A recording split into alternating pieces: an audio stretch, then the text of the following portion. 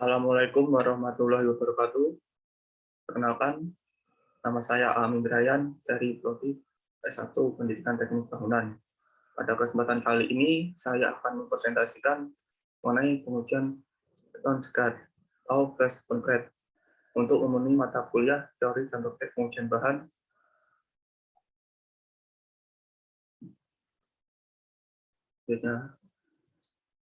Pertama, beton. Beton yaitu suatu campuran yang berisi di fase kerikil, agregat atau batu agregat lain yang dicampur dalam menjadi suatu dengan satu pasta yang terbuat dari semen dan air yang membentuk suatu massa yang sangat mirip seperti batu. Beton dapat digunakan untuk membuat fondasi, kalau plat lantai. Pada dasarnya pengujian beton sudah dilakukan untuk memenuhi konsistensi campuran sebagai dasar untuk pemudahan pekerjaan. Beton segar atau fresh concrete adalah campuran beton yang setelah selesai diaduk beberapa saat arus kerikilnya belum berubah atau masih plastis dan belum terjadi pengikatan. Beton adalah beton yang baku dan untuk menahan tekanan. Pengujian beton segar terdapat ada 5 pengujian beton segar, yaitu pertama slump, compaction factor, proof test, PP consumer test, dan chemical test. Pertama, slump test. Jadi slump beton atau slump test adalah suatu tes yang paling umum untuk kemampuan kerja beton ukuran baru yang dapat dilakukan baik di lokasi kerja atau lapangan atau di laboratorium untuk menjaga kemampuan kerja dan kualitas beton segar. Perlu untuk memeriksa demi tes dari tingkat kekerasan beton. Untuk standar pengujiannya, standar pengujian slump test pertama sesuai IS 456 ring 2000 plat dan concrete code of set. Yang kedua, ASTM C143 mengatur tentang prosedur pengujian contoh. Untuk tahapan pengujiannya, pertama membasahi kerucut agam, papan, dan tempat padat dengan air hingga basah. Yang kedua, mengoperasikan kerucut agam dengan diameter kecil menghadap ke atas. Yang ketiga, menginjakkan kaki pada kiri kanan kerucut agar kerucut dalam posisi stabil. Selanjutnya, memasukkan campuran beton ke dalam kerucut sepertiga tinggi kerucut. Selanjutnya, melakukan pemadatan sebanyak 25 kali tiap sepertiga bagian. Mengisi kerucut dengan campuran hingga penuh. Mengangkat sisa volume beton pada bagian puncak. Selanjutnya, mengangkut kerucut secara vertikal lurus dan mengukur penurunan di 3 titik yang berbeda, yaitu penurunan rendah, antara, dan tertinggi, yang menghitung tinggian rata-rata. Berikut adalah ilustrasi pengujian slump contoh. Pertama, ini adalah alat yang digunakan untuk pengujian slump test. Yang kedua, ini metode masukkan beton segar bercetakan. Jadi diletakkan perlahan-lahan. Yang selanjutnya ini hasil pelepasan cetakan slump. Dan ini adalah pengukuran peruntuhan slump. Ini adalah jenis-jenis peruntuhan slump. Yang kedua, compaction factor test. Uji faktor padatkan beton yang berdasarkan prinsip menentukan tingkat pemadatan yang dicapai oleh jumlah dan standar yang dilakukan dengan memberikan beton batu melalui ketinggian standar. Ini dirancang khusus untuk penggunaan laboratorium. Tapi jika keadaan mendukung, tes ini juga dapat dilakukan lokasi atau kerja atau proyek. Untuk standar pengujiannya menurut Evelyn penulis properti program properti beton mendeskripsikan tingkat kemampuan kerja beton dan faktor pemadatan adalah sebagai berikut. Yang pertama, faktor pemadatan adalah 0,78, maka dianggap sebagai daya bisa beton yang sangat rendah. Jika faktor pemadatan sudah 0,85 maka dianggap sebagai rendahnya daya kerja beton. Selanjutnya, ketika faktor pemadatan adalah jika faktor pemadatan 0,92 maka dianggap sebagai kemampuan beton sedang. Jika faktor pemadatan adalah 0,95 maka dianggap sebagai kemampuan kerja beton yang tinggi. Untuk standar yang kedua, ASI ACI 21.3 mengatur tentang memilih proporsi beton tanpa penggunaan. Untuk tahapan pengerjaannya, menuangkan campuran beton dari molen ke bayang. Yang kedua, menuangkan ke dalam kerucut, terutama ke bagian atas alat compression tes hingga penuh dan diletakkan. Jika setelah kerucut pertama penuh, panel pembuka pada kerucut pertama dibuka sehingga campuran beton tersebut jatuh menuju kerucut kedua yang berada di tempat di bawahnya. Keempat, apabila seluruh campuran beton pada kerucut pertama telah jatuh dalam kerucut kedua, maka dapat dilakukan perataan terlebih dahulu. Panel pembuka pada kerucut kedua pun dibuka. Nah, sebagai penambang cetakan beton yang dijatuhkan dari kerucut kedua telah disiapkan cetakan silinder dan 15/30 yang sebelumnya telah ditimbang terlebih dahulu. 6. Cetakan beton telah jatuh pada cetakan silinder kemudian diratakan tanpa adanya pemadatan terlebih dahulu. Kemudian ada pemadatan berat sampel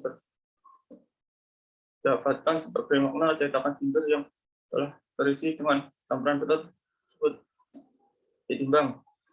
Terakhir, sedangkan untuk mendapatkan hasil pumping faktor diperlukan hasil pembanding yang didapat dari sampel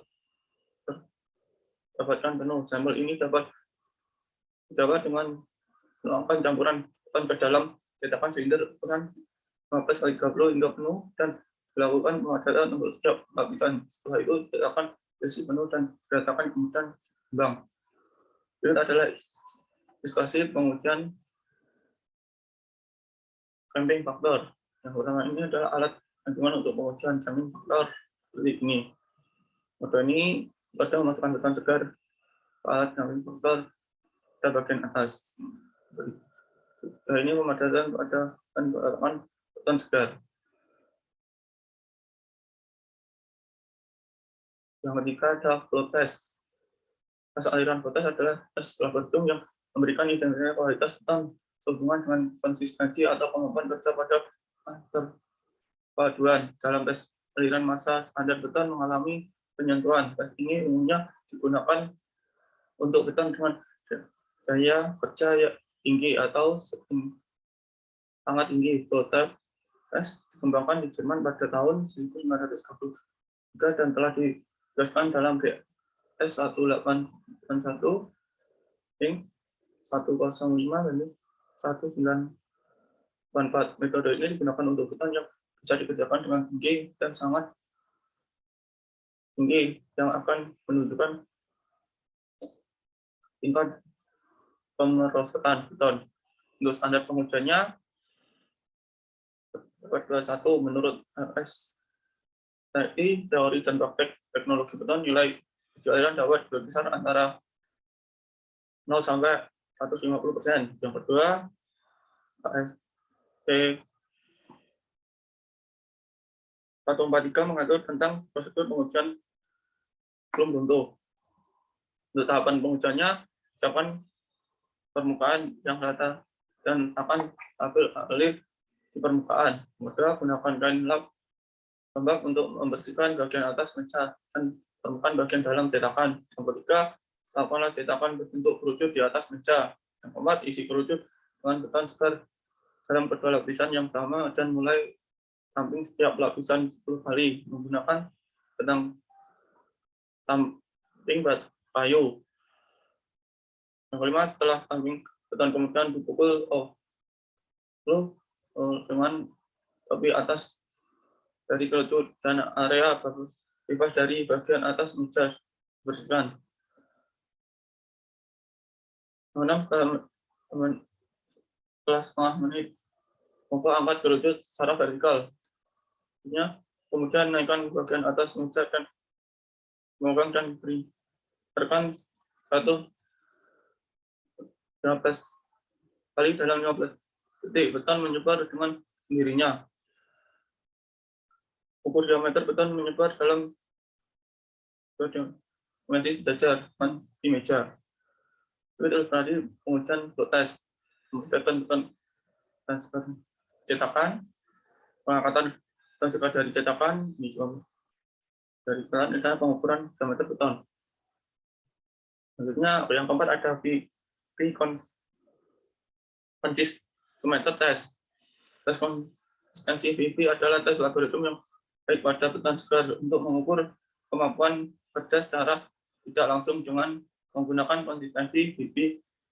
VV tes biasanya dilakukan pada beton kering dan tidak cocok untuk beton yang sangat basah. Untuk uji konsistensi VV menentukan mobilitas dan kompatibilitas beton. Pada VV digunakan alat tes konsistensi pengukuran beton, bukan senjata. VV tes menentukan waktu yang dibutuhkan untuk transformasi beton oleh getaran. Untuk standar pengujiannya menurut IS 119-1959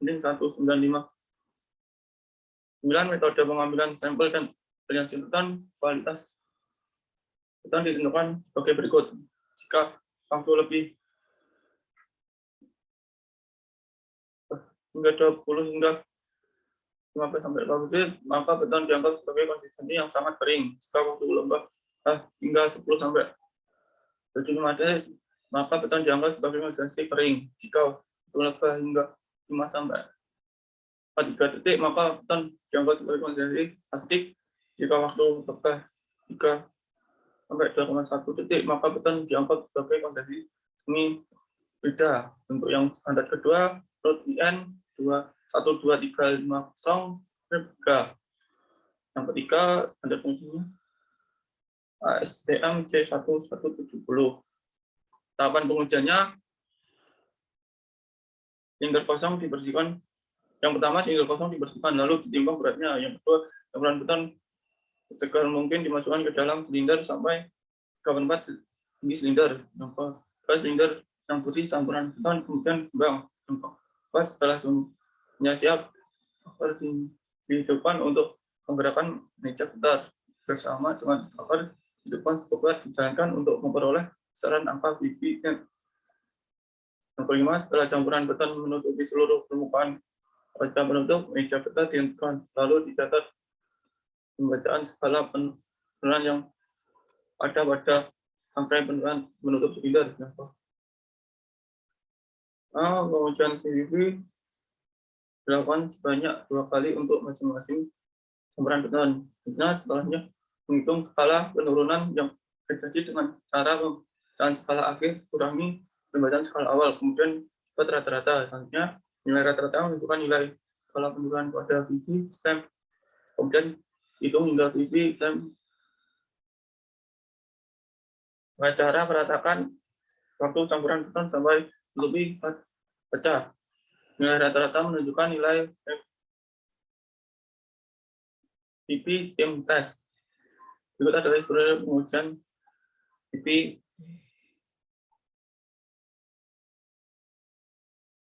Yang kelima, Kelly test. Uji dan ini dikembangkan oleh VV Kelly karena perannya dikenal sebagai tes ulang Kelly. Chemical test adalah uji lapangan sederhana dan murah yang mengukur kemampuan kerja beton segar dengan yang serupa dengan tes pemrosesan beton, tapi lebih akurat dan lebih cepat daripada tes pemrosesan slum test. Tes ini menggunakan alat yang terdiri dari belahan bumi bola sehingga menunjukkan konsistensi beton segar dan membuat penetrasi ketika belahan logam turun. Jadi dalam tes ini bakalan ditemukan mulai belahan logam yang tenggelam di bawah betonnya sendiri ke beton segar. Untuk standar pengujiannya ada ASTM C360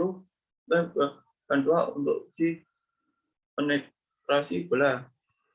Tahapan pengujiannya melakukan campuran beton ke dalam lem secara langsung ke dalam tempat berupa ember ukuran diameter 50 hingga 25 cm. Pastikan alat kaliper menunjukkan angka pada tempat yang datar, meratakan menggunakan beton coklat namun tanpa pengetaran ataupun beton. Tepat meletakkan alat kaliper di atas campuran beton. Selanjutnya melepaskan alat pelan lain. Perlu diperhatikan bahwa posisi alat pada waktu pengujian harus benar-benar vertikal. Membaca angka pada alat setelah kaliper menunjukkan nilai yang tetap kondisi stabil, mencatat besarnya penurunan kaliper. Berikut adalah inspirasi pengujian kaliper test. Ini merupakan alat pengujian kaliper test. Ini letakkan alat di atas campuran konsep warna vertikal, meletakkan alat ujian secara perlahan dan mencatat penurunannya. Sekian presentasi dari saya. Bila ada kurang lebihnya, mohon maaf sebesar-besarnya. Wassalamualaikum warahmatullahi wabarakatuh.